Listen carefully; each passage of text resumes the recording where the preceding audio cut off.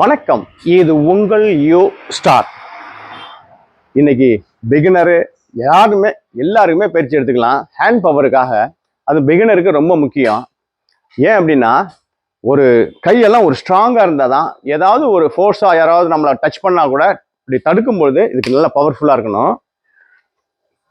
இது பாருங்க, ஒரு ஒரு ஜாமான் வாங்கிட்டு வர்றோம், பையை தூக்கிட்டு போகிறோம், விரல் எல்லாம் பயிற்சி, அது மாதிரி நல்ல ஸ்ட்ராங்காக இருக்கும் கைகள்லாம்.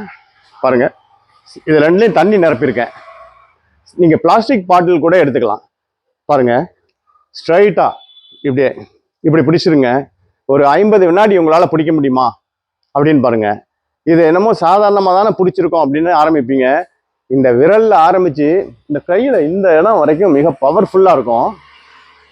இது மாதிரி ஒரு 50 வினாடி இப்படியே பிடிச்சிருங்க, அப்படியே இறக்குங்க, மறுபடி அப்படியே கொண்டு வாங்க. இந்த ஹோல்ட் பண்ணுறதுல தான் இருக்கு விஷயம். இது சாதாரண 1 லிட்டர் பாட்டில் கூட எடுத்துக்கலாம், அதில் ஏதாவது வாட்டர் நிரப்பியிருக்கலாம்.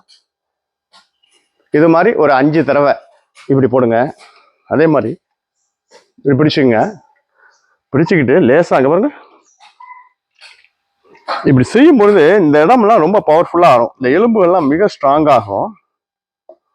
2 கைக்கும் செய்யணும். ரொம்ப சிம்பிளாக தெரியும், ஆனால் ஹேண்ட் பவர் கடுமையாக இருக்கும். செஞ்சு பார்த்தா தான் தெரியும்.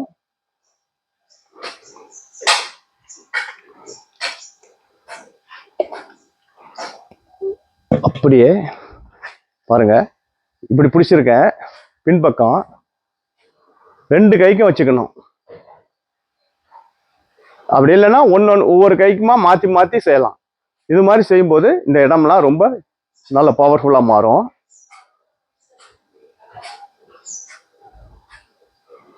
கைகளை எந்த பக்கமா பிடிச்சிருக்கேன் அப்படின்னு பார்த்துங்க. அப்புறம் விரல்கள் நல்ல பவர்ஃபுல்லாக இருக்கணும். இப்படி லேசா இப்படிங்கும்போது இந்த இடம்லாம் ஒரு அழுத்தமா கொடுக்கும், ரொம்ப ஸ்ட்ராங்கா இருக்கும்.